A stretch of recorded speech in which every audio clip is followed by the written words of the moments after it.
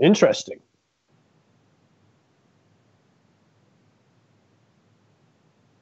Are we live? Are we live? Are we live? Are we live? I don't see us yet. Dum da dum dum dum. Says waiting for Produce Like a Pro. Still says waiting. Can you see us?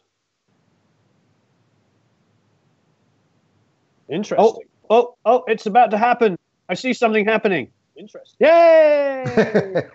Are we live? Okay, so it's delayed. Are we live? Are we live? Are we live? I'm watching myself delayed. Oh my God. Okay, I'm going to turn. I'm going to turn up. I'm going to turn down the YouTube feed here, or else we're going to listen to ourselves as a slapback echo. Yeah, which is. Oh, that's pretty funny. Okay, now I can see myself exclaim. Anyway, Jerry, how are you? Doing good, Warren. Good to see you again. Good to be seen. Wow, it's like this is a morning for me. This is a morning for me. I'm over here at Lursen mastering, and we're filming some stuff. We just released a course from Warren Sokol, and here we are talking to you all in one morning. It's only 11 a.m. Yeah, well, all I've been doing is editing and formatting on the second volume. So wonderful. That's been my morning. Not quite as high energy. Oh, it's quite all right. And I have two kids, and one of them's very, very young. But Jerry just saw me do this. For those of you watching, I strategically, without asking, moved. I'm in Gavin Lursen's lounge area. I strategically moved this over here. So for those of you that know me well, you'll know why. Dun, dun, dun, dun, dun. Does that come across? Very much. Yes. Very cool. Yes. So it's the Queen Greatest Hits that was mastered here by Eddie Schreier. And those of you that know me will know I'm a huge Queen fan. So talking of EMI, I don't know if they recorded much at Abbey Road. I mean, they were signed in England to EMI, so I assume at some point they did. I mean, they're famous for doing, obviously, recording initially at Trident and then going to Rockfield Studios, where they did, of course, Bohemian Rhapsody. Yeah, so I don't know if they must have recorded at Abbey Road. I mean, didn't everybody? Certainly the Parlophone EMI artists got their fill of it. And sometimes they loved it and sometimes they hated it because with the processes there, they always felt that they were a little behind the times, though, the quality of the recordings is unmatched. So, I can't speak specifically to Queen. I may walk down that rabbit hole in future years, but can't answer that one on Queen's behalf. Okay, well, it's okay. I could. Those who follow me will know I could talk about Queen for months, but I can also talk and ask many questions about the Beatles. Now, we did in the Academy. We talked specifically about 2 songs from Sgt. Pepper. Yep. And maybe we could do a little recap of those. Sure. A Day in the Life is an insane song for us to talk about. I feel like I was listening to that the other day because, of course, many of us have gone back and bought the remixes, if you like, the Giles Martin's versions of the songs. Yeah. And there's a lot of opinions on that. I wonder if I now look over to my YouTube chat, what opinions are going to come up on that? Because I know a lot of people had opinions on this. For me, it's a little difficult, having grown up with an album like that, to hear it, hear it so differently. You know what I mean? I have the same issues with it, just because forever the references the mono and stereo mixes that were contemporary to the Beatles, which are the ones that I grew up with too. So, the Giles stuff is, I think it's fantastic for completists, my own opinion, for people that really want to be able to hear everything that went into those recordings.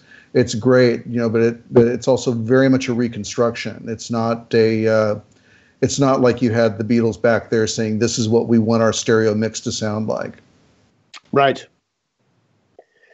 Yes, and wasn't it the common story is that they would mix, they'd be there for the mono mix, but then they would leave and let the engineer, and presumably George Martin, but definitely the engineer, do the stereo mixes. Is that entirely true? It's mostly true. As they got into the later years, and I wanna say that starting with the White Album in particular, so just after Pepper, 68, they were in on both the mono and stereo mixes for all of that. But prior to that, while they may have spent a little bit of time with the engineers on the stereo mixes, commonly they didn't. They spent their time with the mono mixes. Those were the ones that were most important to them. They were the ones that they were most painstaking about and exacting about what they wanted to hear. Yep. Interesting. I'm sitting here in a mastering studio, and a question just came up: is it not the case that music had to be mastered differently for vinyl? For example, super low end can't be put on vinyl. That is very true, and I've just been talking about that with Gene Grimaldi, who also is in this space. Gene was Eddie Schreier's partner here, and yeah, I wonder from an artist's perspective, because they would mix it the way they wanted to hear it, and then coming back on vinyl, I wonder how that comes across. Gavin Lurson said to me a few weeks ago, he just remastered the whole George Harrison catalog last year, remastered the whole catalog. And he was talking about how you have to preserve the integrity of the recordings, which means you can't go to the super, super lows that we expect to hear now. However, if you don't incorporate some of that, people are disappointed. They don't feel like it, it's an interesting situation, Are you still there, Jerry? Yeah, sorry, I lost you for a second, guys. I had a disconnect, and I'm back reconnected. So I was just somebody's asking about mastering for vinyl versus mastering for CD or MP3 or Wave. Yeah. Very different beasts. Very different beasts. Yeah. So what Gavin's been doing is going back with the George Harrison stuff and recreating it. But also giving enough low end so that people don't feel like it sounds too unusual when put in the middle of their record collection. Now, did you mention the what they did back in the day in terms of with receivers, or integrated amplifiers for home stereos to make up for what was lacking in vinyl? Did you talk about that? Oh yeah, the RIAA curve, yes, definitely, and that's what's interesting, because a lot of guys that are buying vinyl players now, if you don't have a stereo receiver with the phono input, you won't have the RIAA curve. You can't just plug your vinyl player into your stereo system, into like a pair of speakers, and I think that's another thing that is sort of lost in translation, Yeah, if you don't have that phono input and you're expecting to hear all of the wonder of vinyl as experienced back in the day, you're just not going to hear it. There were two curves. There was an XDAL curve, I believe was a European curve, and then the RIAA curve for the US. And what those were doing weren't they were pushing more high end and more low end to make up for the fact that you couldn't have those built into the vinyl because of the manufacturing concerns. So we're getting lots of questions here talking about this stuff in general. What can you say about multiband sidechain compression? That's opening a whole can of worms when it comes to things like multiband sidechain compression. It's interesting sitting in a mastering studio here with Gavin Lurson and Gene Grimaldi and Ruben Cohen. Ruben's done Kanye. Gavin's got like 5 Grammys sitting in there for working with T-Bone. Most of them don't multiband compress at all, ever. I'm not at Abbey Road. I'm at Lurson. So multiband for mastering engineers and a lot of mixers, at least in my experience, is used to fix issues, and it's sort of a last resort. People don't go there first of all. I suppose going back to like the Beatles period, was there even such a thing as a multiband compressor in those days? No. In fact, they had very, very limited tools.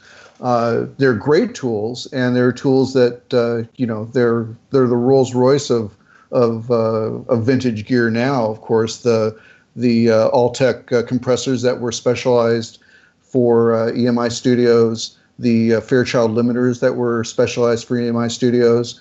But they were they were straightforward units, as straightforward as you get, as straightforward as like a B76 might be, right? Just really sure. Just a couple, just a couple of knobs for compression ratios and attack and release, and very, very core tools.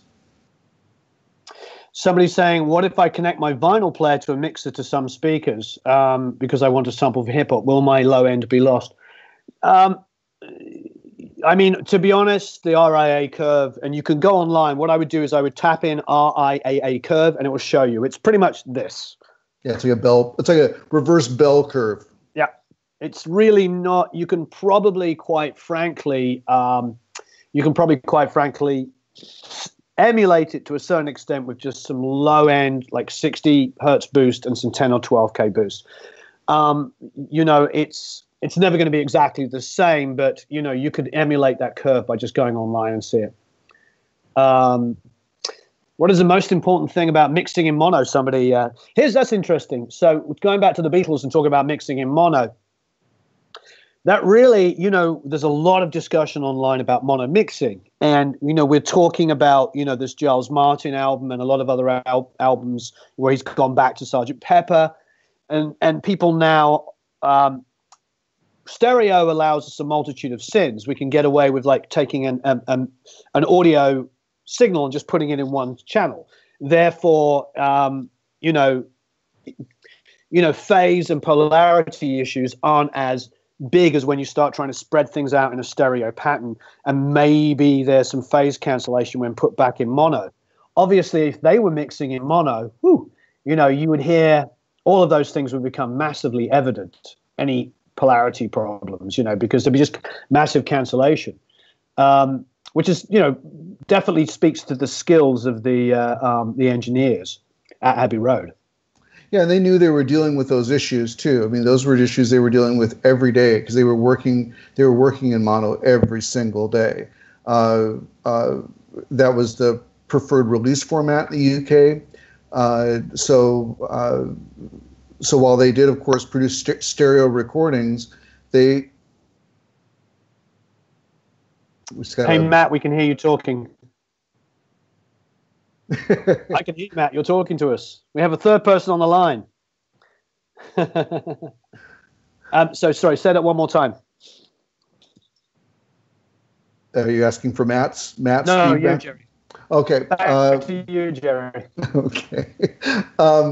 Yeah, so they were working with that every day. So, issues like phase, this was all work that or issues they were sorting out up front as they were recording.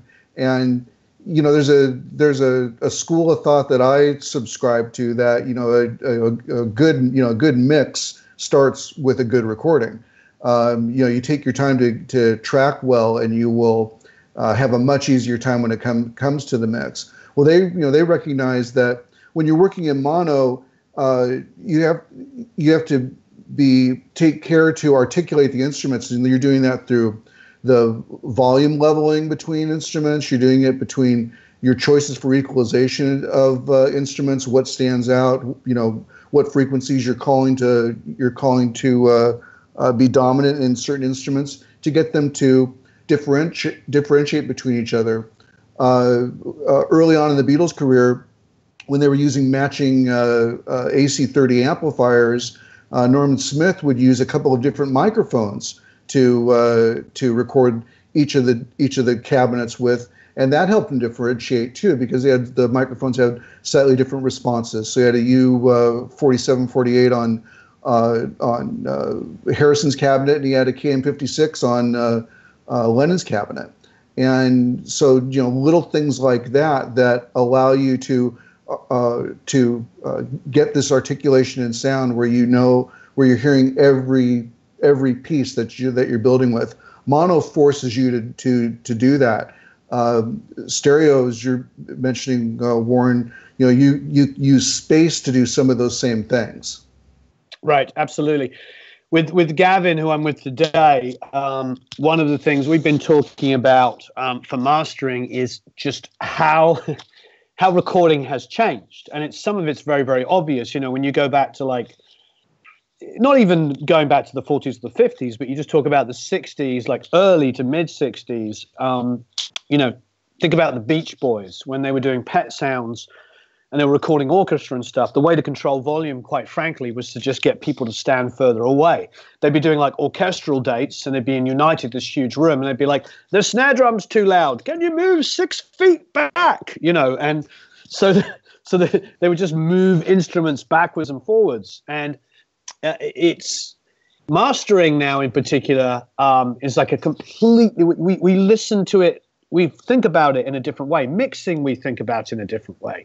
And I think that one of the important things that I find continually comes up, and it's an underlying thread in conversation, Merry Christmas to you too, that comes up continually in conversation, is there's no one way to work. And I think that we can all get critical of a different method of recording, a different method of mixing, a different method of mastering, but it is genre specific and, more importantly, song specific, because a great album, I would hope, would cover many genres and blend things together. So I think a lot of what's done with the Beatles stuff is interesting, because you've got, like, if we talk about that specifically, and because you've been obviously researching their recording methods, they are almost like a history of recording, because they're going from, like, on their first album, I mean, it was, how much of that was multi-track? How much was that was live? You know, I mean, basically, the majority of it's live. Very few overdubs, very few edit pieces. They were in a number of the songs on the Please Please Me album, the first album they did. They recorded both to twin track and mono simultaneously. Wow. So they didn't use any of the mono dumps, but they had they went right direct to mono with those in a number of cases on the song. So if they had chosen to, it was essentially, you know, mixed to the primary recording machine. Yeah, so, you know, that's right. That's how detailed the decision making was back then. They had to get those choices right before they recorded anything. You know, we've got the luxury nowadays of unfortunately doing a, you know, we can still do a marginal job in the recording and salvage a lot when it comes to mixing. But they didn't have any of that luxury. They really had to get it right before they committed to tape. So let's talk about the evolution, and as a kind of, because it's kind of the evolution of recording. When did they first start working with 8 tracks? Now, I know that wasn't really the case, because what they were doing on Sgt. Pepper was there was 2 4-track machines together, wasn't there? In some cases, yes. In a majority of cases, however, they were still working on 4 tracks, but they were working on 4-track machines. But what they would do tape reduction remixes. So when they filled up the 4 available tracks on one machine, they would mix those 4 tracks to another machine with a fresh reel, and in that process they would reduce the number of tracks used for what they had previously recorded, opening up more space on the second reel for additional performances. They never, though, surprisingly, if I have my count right, they never went over what you would consider 10 tracks. Ever. And that's right. Even when they got up into 8-track work. I'm not talking about the number of inputs, but I'm talking about the number of tracks used to capture, and then that they had to manage when it came time to either do a pre-mix or do a finished mix down. So that was Sgt. Pepper. What about immediately before that with Revolver? Was that the same process, or was that entirely? Yeah, so, Revolver was when they first started doing some extensive tape reduction remixes. Rubber Soul help that preceded them, not very heavy into either the overdubs or the need for tape reduction work, where they were having to open up more tracks for more work. But they got into Revolver, and it was fully embraced that they were going to go beyond the 4-track. And so I can't. There's not many songs on Revolver that didn't require a tape production remix. And again, for people who don't know, that means at that point you're making all your decisions about what's moving to the tape. You're making volume leveling decisions, EQ decisions. Sometimes you're making decisions on sweetening or effects. That's all as it's getting dumped to the second reel on the second machine. You're making all of those choices. It's like a mini mix down at that point. So it's interesting because you talk about Rubber Soul. Now, Rubber Soul to me, when I was a kid discovering the Beatles, Rubber Soul was actually my favorite record. Oh, and as I got older, I grew into Revolver, I grew into Sgt. Pepper's, I grew into the White Album, and actually now my favorite album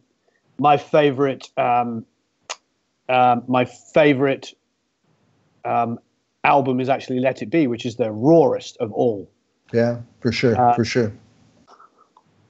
And hold on one second. So my question is then,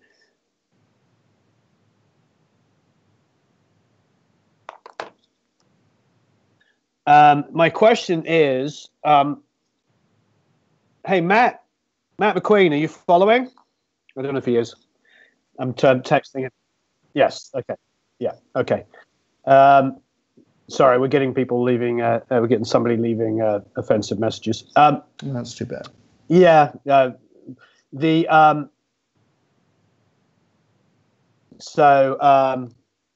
Anyway, so yeah, we're answering all the questions, but this one person isn't getting answered.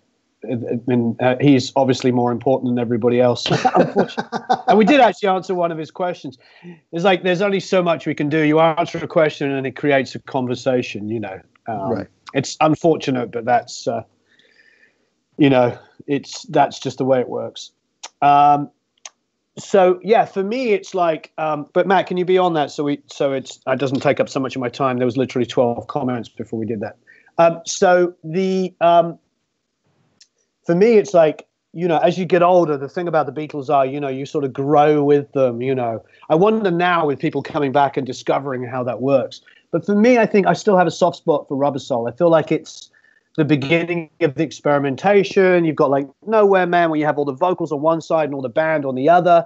There's all of this kind of thing going on. It's really, really wonderful. And there's something warm and inviting about those songs, just beautiful, beautiful songwriting. To me, it's it's not an unsung hero of the Beatles because, of course, it's a very successful record, don't get me wrong, and loved by many. But that one is predominantly 4-track, or it's 2 4-tracks? How is that one working? Yeah, that one there are a handful of tunes that require the reduction remixes. So extending beyond the 4-track, but it's predominantly 4-track. And again, so they're making their arrangement decisions around the idea that they're working with 4 tracks here. Yeah, backing tracks are being typically handled on a single audio track or 2 audio tracks at most. Then you've got 2 open tracks for vocals and any other enhancements you want to have, solos, that sort of thing. They're very, Rubber Soul has pretty straightforward recordings going on in it, but I totally agree with you. Like the quality of performance, the quality of songwriting, it's really starting to vault them into a league of their own. It's interesting you brought up the Beach Boys. The Beatles didn't create in a bubble. They didn't. Right. Their career wasn't in a bubble, and they were aware. They were aware of everything that was going on in the U.S. They loved U.S. pop music, so absolutely, we all did in England. Yeah, so they love the Motown stuff. They love the Stax stuff. They love the stuff coming out of Los Angeles and with the Wrecking Crew, and that the Beach Boys were producing. Oh. So. They were very aware of all of this that was going on, and what the Beatles talked about how they were great knickers of material. They were able to take influences and from anywhere, and they said they were stealing from everywhere. But the magic of the Beatles was that they were able to make those influences their own. You get into Revolver and songs like "Got to Get You Into My Life," which is very much a Stax song. Well, it is, but it isn't. It's got all those influences, but it's got the songwriting sensibilities of the Beatles behind it, and that's what they were able to do. They were able to take influences on Rubber Soul. They were able to take Bob Dylan's influence and make it their own.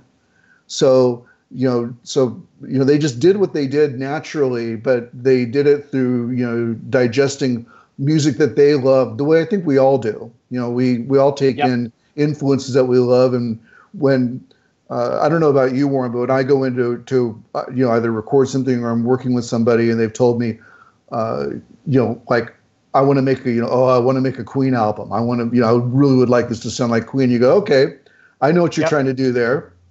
And sure. I might even know how I can technically stack harmonies to get you the effects that you're looking for and blah, blah, blah.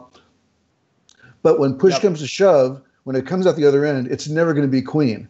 It's going to be what those guys think Queen is, Well, very much so. I mean, it's like, I agree. You listen to bands like Muse, they've definitely had their Queen moments. Well, a lot of English/British bands have a lot of Queen influence in them, and it's just because you can't escape it. I looked yesterday on Spotify for anybody that's interested in Spotify numbers. Queen are the biggest, the most successful legacy artist. Wow. On Spotify. So they're more successful than the Beatles, more successful than Michael Jackson, more successful than Led Zeppelin. All their numbers. They're the number one legacy artist, like classic artist on there. Everybody above them is like, all the usual kind of Justin Bieber and all the current pop music and EDM. But when they're the highest ranking legacy artist, and it says something to the diversity of stuff. I feel like the Beatles, bang for the buck. I think there's still a lot of us that buy and want to own Beatles music, so maybe that's part of it. But I'm going to ask a couple of questions. What was the typical tape speed people are asking me that they were recording at? So in the 4-track era, the Studer J37 that they used ran at 2 tape speeds, 7.5 and 15 inch per second. So they were commonly recording at maximum at 15 inches per second. So they were always running at 15. They wanted a higher fidelity. That's what people are asking me. Yeah, so they were running at a higher fidelity. Yeah. Because they would do half speed things so they would record something at half speed in order to, if there was a particular song that needed, what's the best example? The solo on A Hard Day's Night. Yeah. It was difficult for them to perform. Well, it was a 4-track song. They recorded it at, half speed, and that allowed them to articulate the solo. You go back to normal speed and George Martin, In My Life, harpsichord. Exactly. Same thing. Yeah, he played it. He played it an octave lower at half speed. Well, piano, that was true. Piano that sounds like a harpsichord. Oh, it was a piano that sounded like a harpsichord. Yeah, when you sped it up, it sounds like a harpsichord, but it's a piano. I did not know that. See? Yeah. I wasn't sure if it was a pianoforte or a harpsichord, but there you go. Yeah. It's somebody's asking me, what do I think about Charlie Puth? I don't have an opinion. I don't know much about it. Well, okay. Queen was a quantum shift in my mind. Very good quality on vinyl. Somebody says in England in 1965, stereo mixes were not deemed as important as the market was still in mono. Stereo was mainly for the US market. Is that true? It is true. Stereo was a stepchild in the UK. The US had long moved into stereo, and the US was always ahead of the game technically, so there was better gear here. There was better instruments coming out of here or out of the US. I'm in Canada now, so sorry guys. But Right. yeah, the U.S. was always ahead of the game. They were multi-tracking earlier. They were 3 and 4 tracking earlier. And stereo was much more popular in the U.S. Mono was sold here. Mono, if you think of how music was delivered in the U.S. to most people, though, it was still mono, right? Because it's delivered via radio in this era, and most radios are not stereo radios. They're either a transistor. It's not till you get to the home consoles that you're really enjoying stereo. Right. Well, so so many different questions here. This is very exciting. So I do remember, to reinforce what you're saying and what Tim pointed out a second ago. I remember if you watch the Tom Dowd documentary, Tom talks about coming to England in the early 70s and being blown away that not only were some of the studios only on 8-track when he was on 16, but a couple still had 4 tracks. Yeah. And when I think of like the first Black Sabbath record, for instance, that was recorded on a 4-track, and that's 68. And 8-track was already a few years in America and quite a few studios. So yeah, it's quite funny. But I am English, obviously. I grew up loving British bands like Queen and the Beatles and Zeppelin and Pink Floyd, but I really wanted to be in an American blues rock band or in a 70s New York band. And those were, being English, I wanted to do American music. And then, of course, all the Americans were sitting here wanting to do English bands. It was pretty funny. And now, subsequently, I'm very blessed that I've been here a while now, and I've become very good friends with Jack Douglas and Shelley Yakus and all of the heroes of mine that made the albums I loved. And it's funny because, of course, all they're saying to me day after day is like, oh, all we were doing was listening to British bands trying to sound like British bands. And I'm like, but we were trying to sound like you. So that's a wonderful thing. I mean, it's a great thing about what we have here, this internet here, this, these incredible people asking questions, being involved, bouncing ideas off each other. And it's like now we have this international community. I mean, everybody, all over the place here. Everybody's like, there's names from all different kind of countries, and the fact that we can swap this information is absolutely incredible. So I still want to ask dumb questions. So my dumb questions are: so we got 4-track, we got Revolver. Yeah. What was the first album that they started using 2 4-tracks on? Where they started like doing reductions and more like when did they start syncing the machines?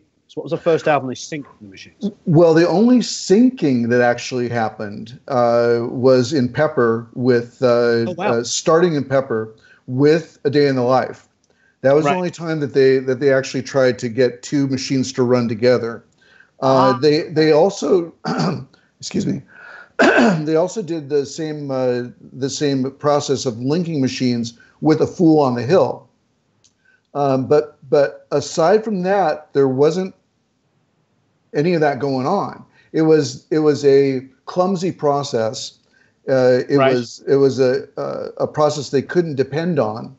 Even when it came to when they recorded A Day in the Life, they did a sync of 2 machines, mainly to give them a reference track and give them 4 open tracks to record the orchestral work on.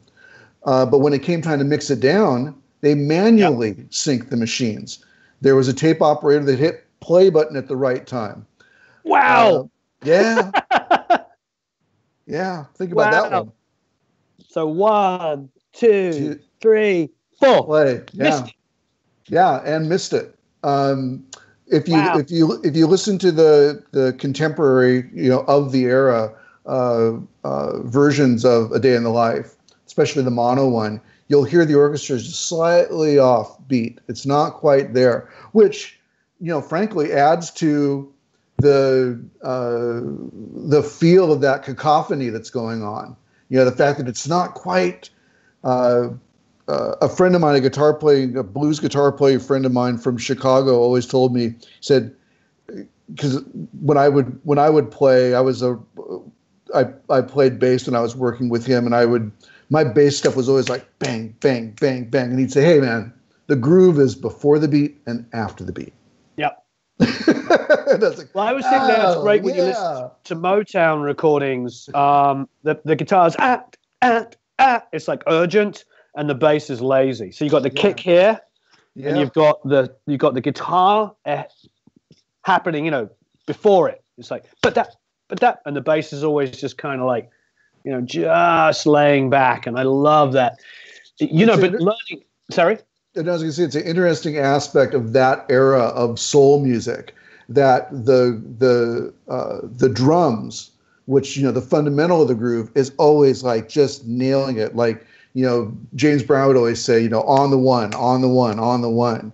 But like you say, what's going on around that very strict beat is either this anticipation or this laziness in the instrumentation that gives you that groove that's just, indescribable.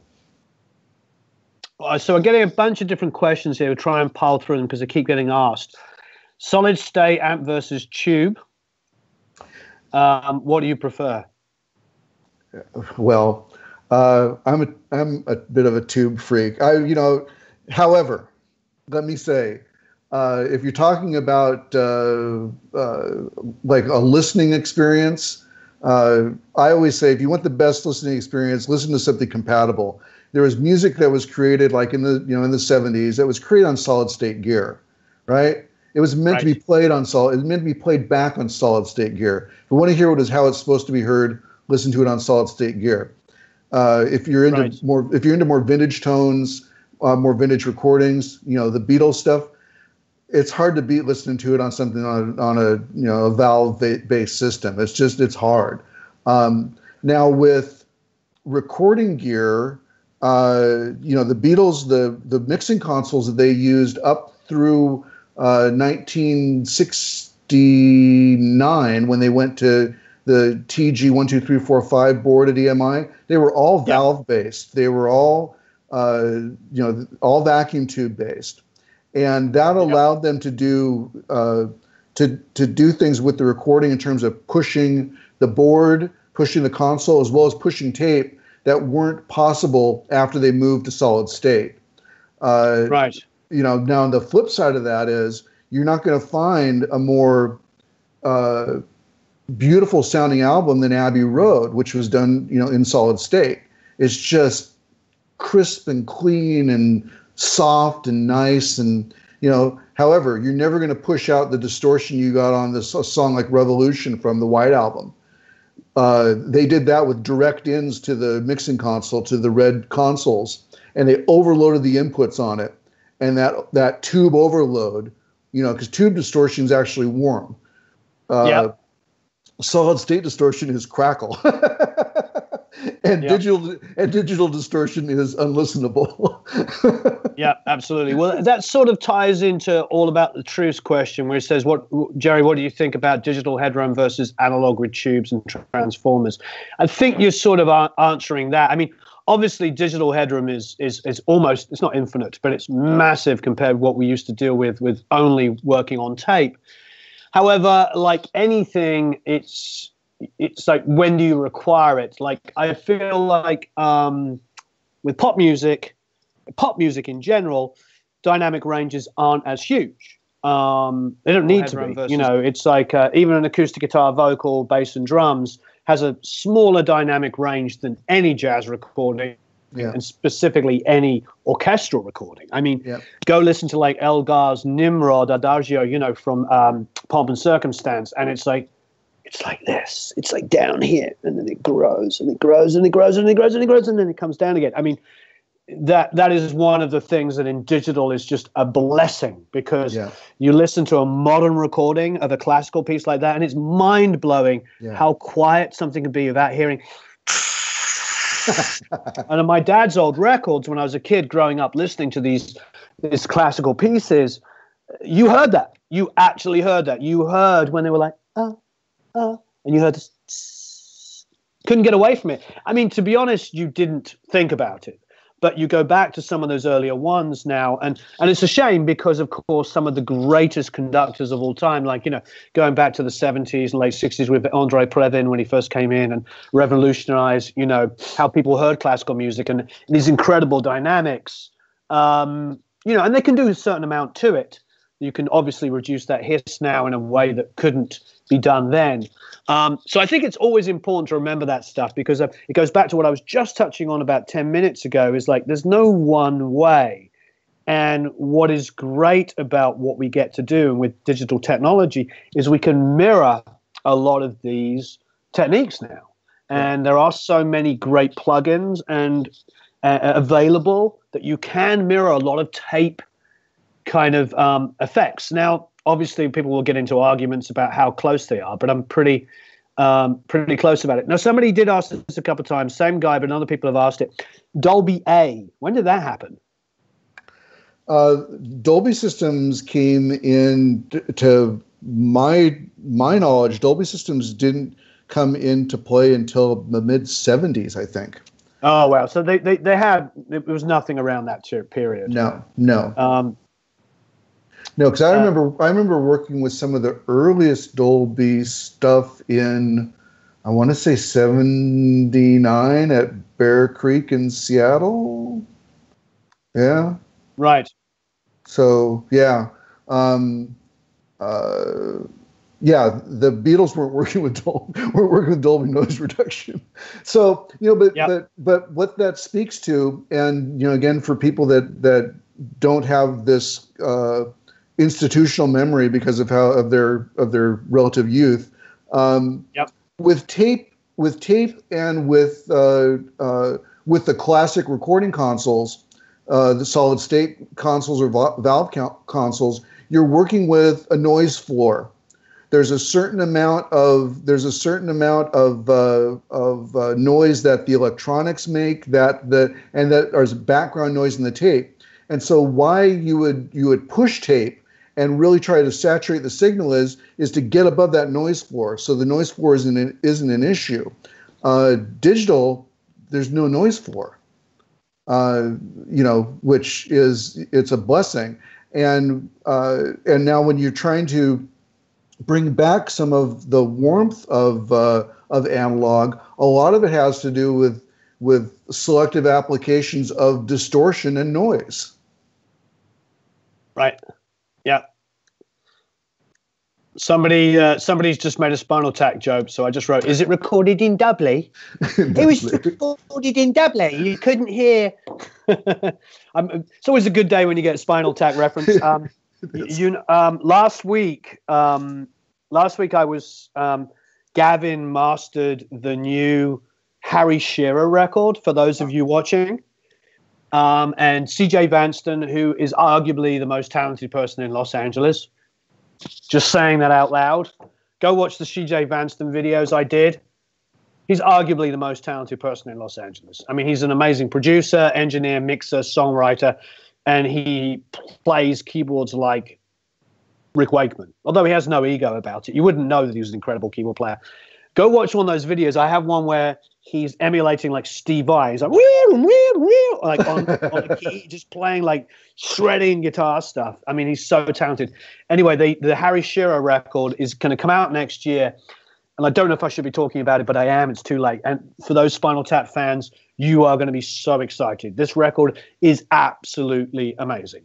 It's like Frank Zappa on acid. It's musically so diverse, incredible musicians. It is going to be incredible. So for true musical junkies like everybody here, people that love incredible recording, love incredible songwriting, love humor, love musicianship, love performance, love mixing, mastering, you name it, the Harry Shearer record should win all the Grammys. I was so excited when I heard it. Mind-blowingly good. Anyway, off on that tangent. Sorry, everybody. That's because somebody mentioned Spinal Tap. You know me. You know me. I love my tangents. It makes a great gift, isn't it? So Paul Lucas says, did they use any reference tracks back in the day? And how was that done? Like, I suppose what it is, I just put out a video yesterday talking about how I like to use reference tracks when mixing, and how every major mixer I've worked with does as well. Not that they admit it, but they do. No, I've seen, useful. so useful. Do you think in those days they would have had a way of referencing stuff? I mean, or was it just mental references, like, Paul coming in and going, "I just heard the new Beach Boys, it's amazing," or do you think they actually did, reference from one to another? Well, they didn't do it, and certainly didn't do it in the way that that we'd be thinking about today. They weren't jumping back and forth between a current mix they're working on and a mix that they knew sounded good to whatever. Be sure they had enough bass in it or enough whatever high end in it. The guitars were cutting or the vocals were placed right. They weren't doing that. No,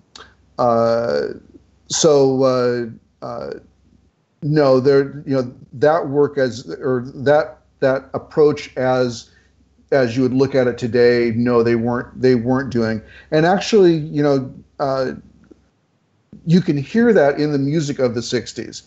It's so varied.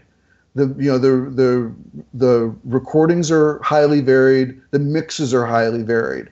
There's no I think starting in the 70s, there began this kind of consolidation of what sounded good. There was a 70s drum sound, and then later, in the 80s when digital drums started coming in, there was a hit drum sound. There was, and those didn't exist in the 60s. In the 60s, there were all these small studios as well as the larger commercial studios that were feeding the pipeline. I mean, you have to remember that when the Beatles were on the charts, you also had Engelbert Humperdinck on the charts. You also had songs like Sukiyaki on the charts. You had you had such a wide variety of pop music that was out there. So what sounds good? There's a lot that sounds good. With the kind of consolidation of genres that's gone on now, there's very much, in any any 5-year period, there's going to be like a hip hop drum sound that's the sound to go after now, or a kick drum sound that's the sound to go after. And, but back then that wasn't happening. And so, the reference track thing that we use today to be sure that we're lined up the way we want to be, that didn't exist then. Now, when I'm using reference tracks because of the people that I work with, I mean, I'm referencing 60s recordings and 70s recordings. Those are the ones that I'm kind of putting up against to see that I'm getting the sort of overall feel that the people that I have the chance to work with are looking for. Right. So, yeah, it would have been a whole different way. Plus, nowadays we get so used to being able to switch between multiple things. So if you guys watching, you'll notice I'm looking down and looking up on and off. So I'm answering questions in a live chat by typing, and I'm trying to get questions out of Jerry at the same time. And yeah, trying to multitask here. Doing a fine job. Somebody's saying that, reference tracks are overrated. I mean, I think it's just a personal taste. Like I say, every major mixer I've ever worked with uses them. And some of them, like Servan Gurnier, ask specifically in their contract and he put it in the contract that he did with us for the label-approved rough mix. So it's, that's all mixers work off them. However, that doesn't mean that it's good for you. I mean, who was it here who says that they don't like them? Ulrich says, and that's totally cool. If it doesn't work for you, that's not everybody's way of working. I totally understand.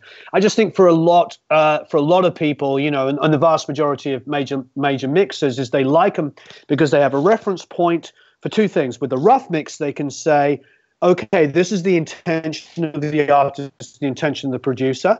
They don't have to agree, but at least they have an understanding. Because you remember that phrase, the Elvis Costello said it, I don't know who came up with it first, but I've seen people use it when I'm talking in comments, and I've used it, is, talking about music is like dancing about architecture.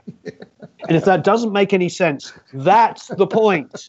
The point is, it's like sometimes a lot of look, for instance, I just tried to have somebody do a logo for me, and I explained and gave every single detail. And when the logo came back, it wasn't anything like I explained. And I realized that the proof of the pudding is in the eating, obviously, as they say. But, visually, if you're trying to get a visual idea across, you have to provide visuals.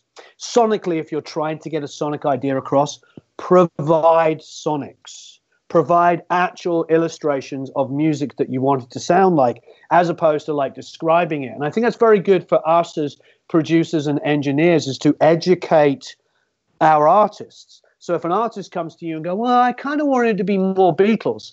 Now, what does that mean? To me, if somebody says I want it to be more Beatles, I would think harmonies. I would think very succinct, very clear songwriting, showing off the song, but with some really interesting production motifs going on. It's that kind of balance, But what they might mean is piggies, specifically from the White Album, or they might mean Revolution number 9. Yeah. Number 9. Number 9. I mean, who knows? Or remember, what was the B-side? What was the B-side? Yeah, my name, look up my number. It could be that to them, because their exposure to music could be totally different. You know what I mean? So it's very, it's that kind of sort of thinking. I think it's always best to ask for sonic examples of what people want, because otherwise, because not all artists are that educated, and they don't need to be, and that's the point. It doesn't matter if somebody comes in with an acoustic guitar and a vocal and has a song that makes your hair stands on end. Does it matter that they don't know what a compressor is? Does it matter they don't know what EQ is? Does it matter they don't know the history of rock and roll? No, none of that matters. All that matters is the song. And so it is great if you can get an artist to give you a sonic example of what they want. So I do wonder, getting back to the Beatles, like, because there's a lot talked about, the experience of Paul hearing the Beach Boys' new stuff and his hair standing on end and thinking he had to outdo himself because of Pet Sounds, which is what? Revolver came because of Pet Sounds, is that correct? No, Pepper. So it was Pepper. Yeah, so Pepper and Pet Sounds were happening around the same time, yeah, the Beatles felt the competition from the Beach Boys. They really thought, that there was something so absolutely unique that was going on with the Beach Boys that they how do we compete? How do we keep up? And the Beatles were very competitive. McCartney remains very competitive guy, but yeah, the Beatles, they didn't just kind of sit back and do their thing. They wanted to be the best band. They wanted to be the top band. And so when someone around them upped the game one way or another, they wanted to go in and beat it. And so in 66, 67, it was the Beach Boys with Pet Sounds. When you had the British blues movement that started up in 68, and you had Fleetwood Mac going on, and you had 10 Years After, and some of these bands that were starting to make themselves known. Well, now out of the Beatles, what do you get? You get songs like Helter Skelter on the White Album. You get like the loudest, heaviest music that they can make. Why do they make it? Because they're competing. They're responding to what's going on around them, and luckily for the Beatles, they were the Beatles. When they responded, it was something cool and musical, and they demanded of themselves a level of finish and perfection that made those songs then classics. I don't think they're classics just because they're the Beatles. I think they're classics because they do happen to be really good songs. It happens to be really well-made music. Because we all know bands that we love that have made hits that we love. I think of bands, if we're talking in the 60s, I think of bands like Three Dog Night that did, fantastic singles. But you listen to a whole Three Dog Night album, and it's one of those things where, there's a handful of songs that I just love, and there's a handful of songs that I won't remember them after I've heard them 5 times. The Beatles, for whatever reason, worked hard to ensure that what they were putting out was good, solid music. And consequently, we continue to love it to this day. Yeah, absolutely. Somebody's talking about the Beatles and Stones rivalry. No such thing. Yeah, well, I think it was in the English press. Growing up in England, we knew all the folklore. The English press loved to push them as the Stones were the bad boys and the Beatles were the good guys, which is quite interesting if you think about it. I don't know how many English people are watching, or more importantly, British people in general. But obviously, those of you that are from Britain or England specifically will know that Liverpool is a much tougher working class area, and where the Stones were from, particularly Richmond, is super upper middle class. I mean, I had a girlfriend in England from Kew, and we used to go to Richmond on the green by the Cricketers pub. For those of you that are in England, we're not talking working class. Where the Stones were not working class, they were not tough guys. I mean, I'm not saying they're not tough guys, but what is it? Mick went to the London School of Economics. We're not talking John Lennon was essentially, and this is a paraphrase and not true, but essentially grew up as an orphan. He grew up with his aunt. His father abandoned him. He was made to choose between his father and his mother. He went with his mother, and then his mother gave him up to his aunt. And then he barely saw his mother until he was 19 years old. And then a few weeks after reconnecting with her, she died in an accident. She was run over. So we've got a lot more working class between the Beatles. They grew up a lot more working class, and they went to Hamburg and did for 18 months on and off, and did speed every night. I shouldn't probably say that on YouTube live, but whatever. They were playing 12-hour sets. They were the working class bad boys, but they put on the suits and got the nice bell haircut. And then you got the Stones, which were definitely middle to upper middle class kids. So it's quite funny, that historically they're seen as the bad boys. But, the reality is those of us from Britain will attest to this for the Americans watching and everybody else in the world. It's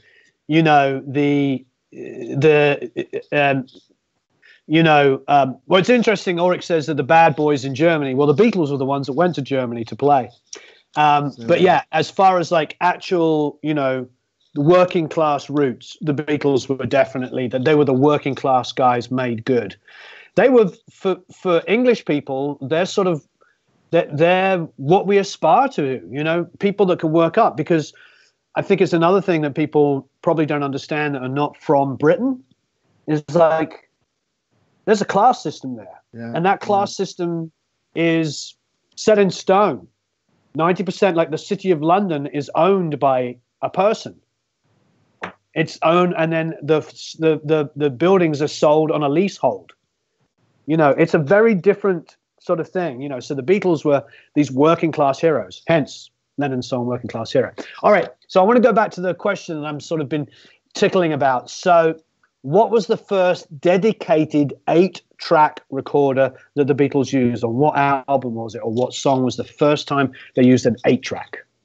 Well, the machine was a 3M American machine. 3M M23 was the machine, and right. And the first song that they used it on was "While My Guitar Gently Weeps" on the White Album.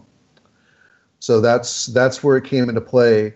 EMI had purchased a couple of 3M machines to put to work.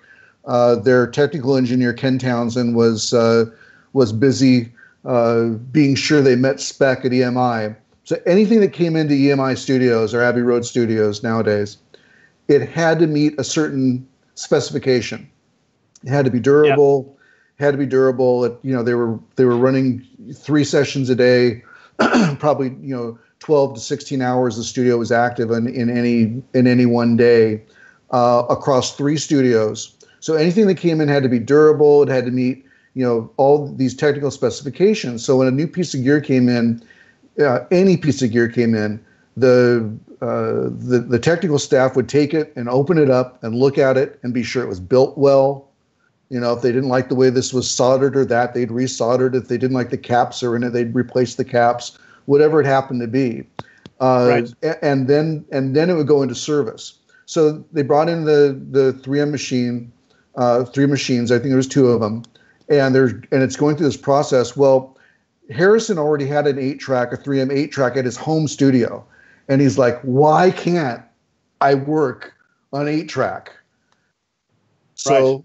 So he had Ken Scott and I think Ron Pender go and steal the machine from Ken Townsend's office and haul it into the studio to put it to work on While My Guitar Gently Weeps. And that's where that began. Oh, so While My Guitar Gently Weeps, specifically the first 8-track? First 8-track song, yep. All right, first 8-track song, While My Guitar Gently Weeps. In 1968 on the White Album, yep. Wow. Yeah, the White Album still has 4-track work on it. Dear Prudence, I think, is a 4-track tune.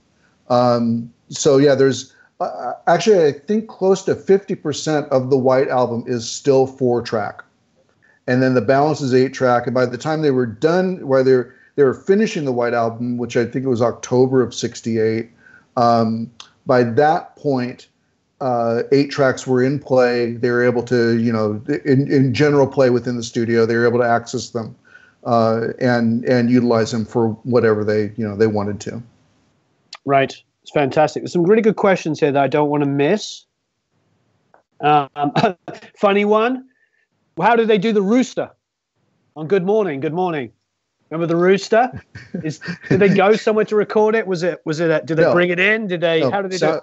So EMI sound effects library. EMI had a sound effects library. One of those sound effects reels was animal noises, multiple reels of animal noises. And on that reel is actually most of the songs or the animal noises that you hear at the end of Good Morning are from the sound effects reels. And for people that don't know this story, the original concept of those animal noises were that everything you heard in order could eat what came next. So it starts with a cat, and then there's a dog barking because the dog could eat the cat, and it goes on and on and on and on. Yeah, but it ended with a rooster. Really? Oh, that's amazing. So it ended with the rooster. Wow, that's fantastic.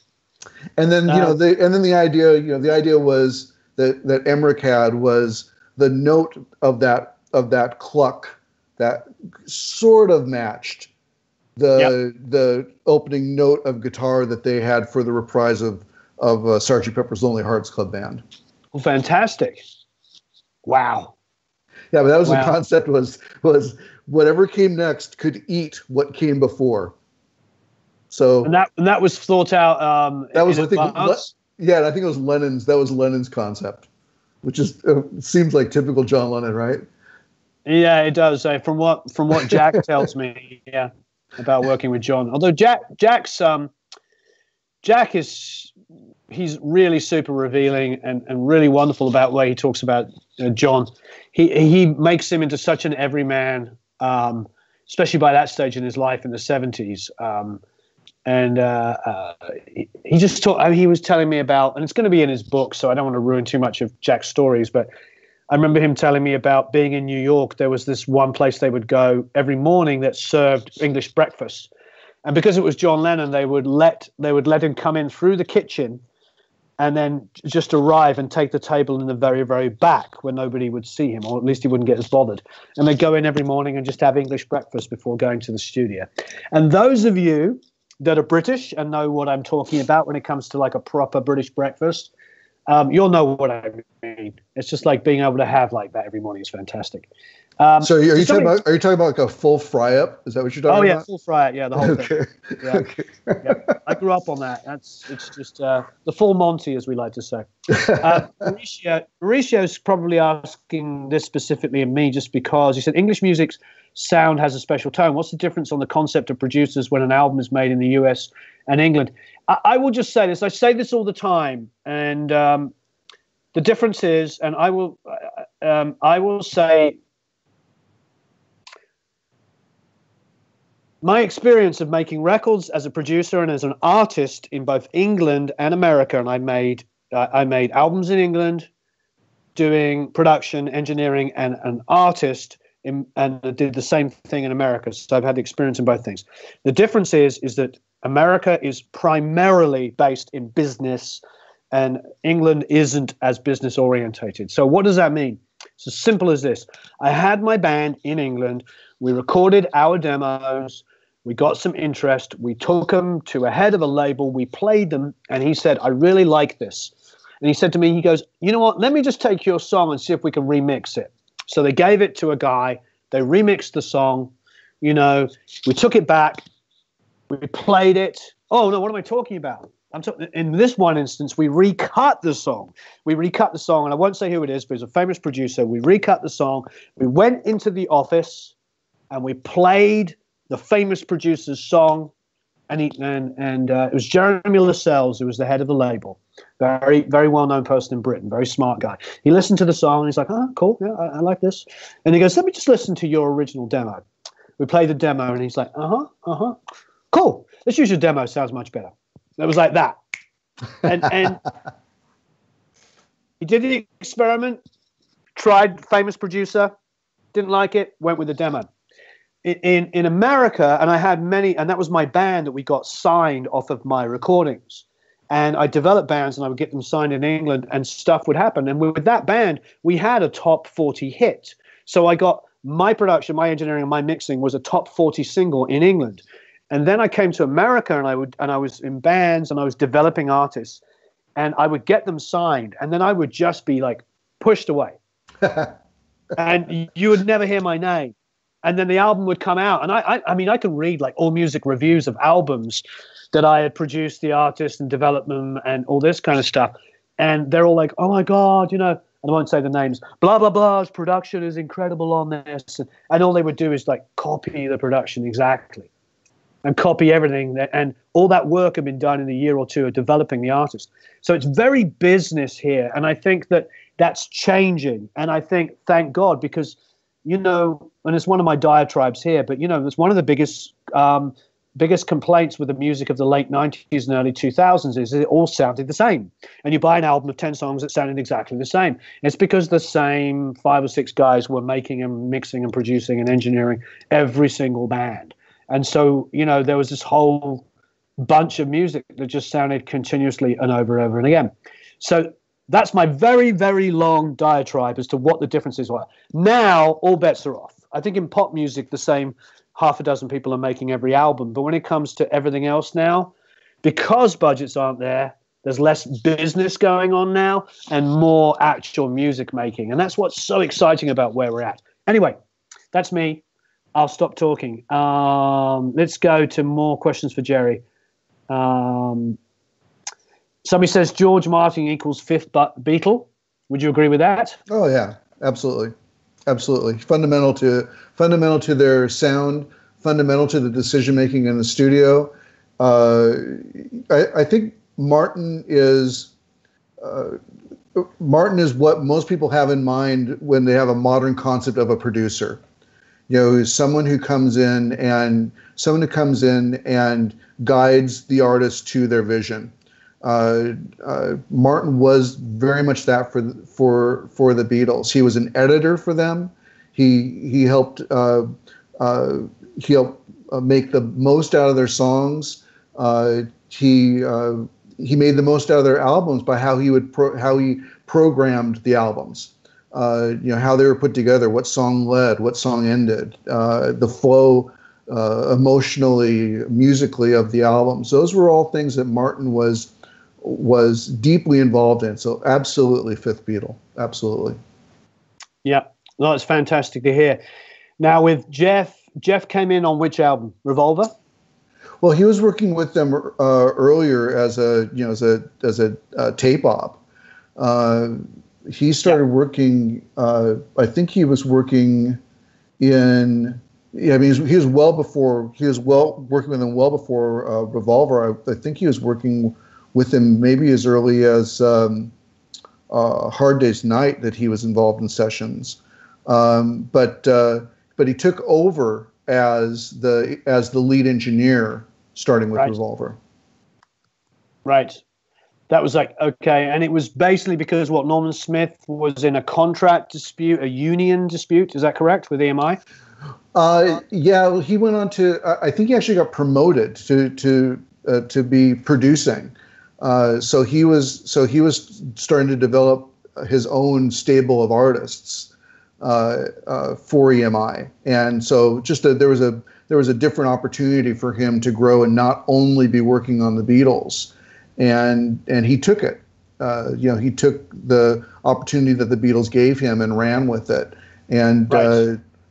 so that's I don't think there was a contract dispute, but he was basically was offered the opportunity to have his own stable of artists, and took that. And then given the system at EMI, the guy who was the tape op, who had watched Smith do his thing for years, who was Emerick. Emerick was most commonly paired with Smith. He got the chance to step into the engineering chair and to be then the balance engineer, or what we'd call today the recording engineer. Right. Somebody's saying here, worth reading for fact's sake by Bob Daisley. What's that? Is that a music orientated thing? No. Sorry, we don't know what that is. That's my and somebody's saying about tape op. Yes, we all love tape op. Everybody loves tape op. It's sort of it's one of the best reads out there, and I think that Larry does a wonderful job. Stephen says, I heard the Beatles did bass last on later albums to fill out the melody. Well, starting with actually, I want to say Michelle was the first song on Rubber Soul that McCartney recorded the bass completely separately as an overdub. Coming in the next volume here, which I think is going to be out in March. It might be controversial. I make the case for McCartney being the sole instrumentalist on Michelle. I believe both the layout of the tape and the performances. If you listen to the performances, the guitars are McCartney, the bass is McCartney, and the guitar solo is McCartney. But as far as his solo recording of the bass, where it's most known to have come into play was during the Pepper sessions. He would record the bass after the fact, and it was it's where he established himself as the legendary bassist we know now, was with how forward that bass was in the mix. And he took a lot of time to create counterpoint melody through the bass that he then recorded independently. A little help from my friends. I think Emmerich's book talks about it. It was that bass part, he recorded a phrase at a time. It wasn't a continuous performance. He recorded, he figured out a phrase that he liked for this part of the verse. He'd record it, they'd stop, he'd figure out what he wanted to do next. They'd record it, stop, figure out what he wanted to do next. Again, it was in the spirit of counterpoint melody. Rewinding to one of the earliest things we were talking about, Giles Martin's Pepper mixes. One of the things that I have a problem with them, just because of how I grew up with the original ones, is McCartney's bass in Giles Martin's mixes is just another instrument, and in the mixes that the Beatles produced contemporary to the recordings, that bass is full forward.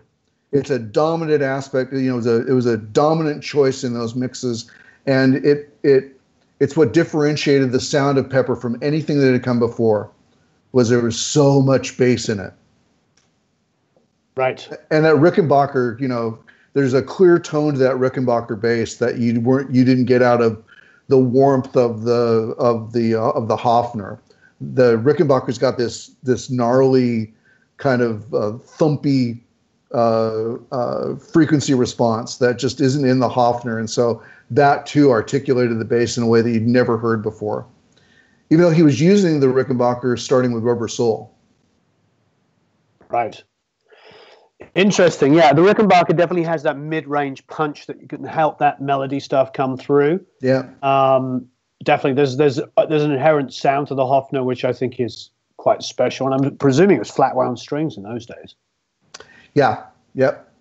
And and actually I think probably flat wounds on the Rickenbacker too, in that period. Right. Round wounds I don't think came around until the roto sounds of the 70s. Right. Oh, really? Interesting. Yeah, I don't know the chronological order of bass strings in that respect. So that's interesting. Somebody's saying that Paul was upset about, his name being second after Lennon in some instances. Is that true? Yeah. They had I think McCartney famously on some re-release switched up when he was in a fight with Yoko in the estate, right. Switched up a couple of song credits to be McCartney and Lennon.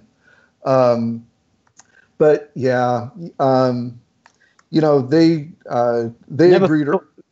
As a fan, just to interject, as a fan, has anybody ever thought like that? That's purely ego based. And I mean, obviously Paul is incredible and he's entitled to feel the way he feels. But as a fan, I never thought Lennon and McCartney meant anything other than the two of them. Yeah, and I didn't either. One of the things I've heard from people that have the first book is they'll be like, why are you saying that? That's a Lennon and McCartney song. Everyone knows McCartney wrote it. I'm like, well, until they change the songwriting credits, it's a Lennon and McCartney song. That's the way it is. Yeah. And there was plenty of Lennon songs that were Lennon only songs that McCartney has credit on. So not really. And I watched there's a book detailing. I can't remember what it was called. You might remember the one that details the breakdown of every song. And so, who started it, who helped to finish it, at least, reading between the lines of everybody talking and what is, it's been catalogued at the time. And up until about Revolver, it was predominantly John as the dominant songwriter, like 60% and 40% McCartney. It wasn't till like Revolver onwards that it dynamically changed. So it was like 60-40 the other way around. So it's interesting. It's almost like, you've got the Lennon was ahead of the curve and McCartney was playing catch up. But what does that mean? They were both incredible writers. And then Absolutely. McCartney near the end was taking the lead more. I mean, but what about a song like Come Together? It's like if you were to put like top 10 Beatles songs, which I don't know you could ever do that, but Come Together would be right in there. It's like, and that's a completely Lennon song. But then Yesterday is a completely McCartney song. It's like, I don't know. I think I don't fight that fight. I don't fight that fight either. I don't think it's a good fight to have. I think that somebody's asking me here about working with artists and how do you get the best out of them and how do you suggest ideas to them without them being combative. Well, that we turn that back to a Beatles discussion for a second. If you didn't have as great a songwriter as Paul McCartney in a room with as great a songwriter as John Lennon, even if one entirely writes the song or the other one, that happened because they were both working together, going into the studio, even if they weren't physically bouncing off ideas off each other. They were competing with each other. They were trying to say something unique and different. I mean, wow. I mean, so to me, it's like Lennon and McCartney, Lennon. It doesn't really matter how you think about it or who started the song 100% or finished 100%. It's that dynamic that created that level of songwriting. Well, there's another point. There's another anecdote around that talks about the spirit of collaboration, and that's with the song "Hey Jude." And McCartney talks about how he was playing the song for Lennon. And he gets to the verse where the movement you need is on your shoulder, and he says, "Yeah, I got to fix those words. That's just kind of a placeholder for now." And Lennon goes, "What are you talking about? That's great. The movement you need is on your shoulder. I get it." McCartney keeps it. So that's the spirit of collaboration. That's sure. And so did Lennon help write "Hey Jude," or is that a McCartney song? Right. Yeah. To me, that's Lennon participating in the songwriting. He's going, no, that's it. You got it. This is. Don't right. I remember that. Don't change that. Yeah. What about the very famous one where McCartney talks about like the swaggerer? She was just 17. You know what I mean? It's like basically, as a dude, you know what he's trying to say. Like, oh yeah, she's 17, she's hot, And the original lyric that Lennon hated was she was just 17, never been a beauty queen, or was a beauty queen. And Lennon was like, that's trite. So yeah, again, the same thing. You know what I mean is a wink, like she's hot, you know what I mean? She's sexy, or whatever the politically correct way of saying it is. Like, that's all it was doing. It was just a couple of 20-year-old, 19, 20-year-old guys going, look, there's a hot 17-year-old girl. And it's that little bit of swagger. So yeah, exactly. They both come from different places. One comes from basically a broken home. The other one doesn't. They both, McCartney's father was what? Vaudeville. What kind of music did he do? I can't remember. It was like. He had a jazz band. Jazz band. So you had that, and then you had Lennon, who was like art school guy, everything, that kind of look, So these two working together is what makes it so wonderful. All right, so let me get back to more questions.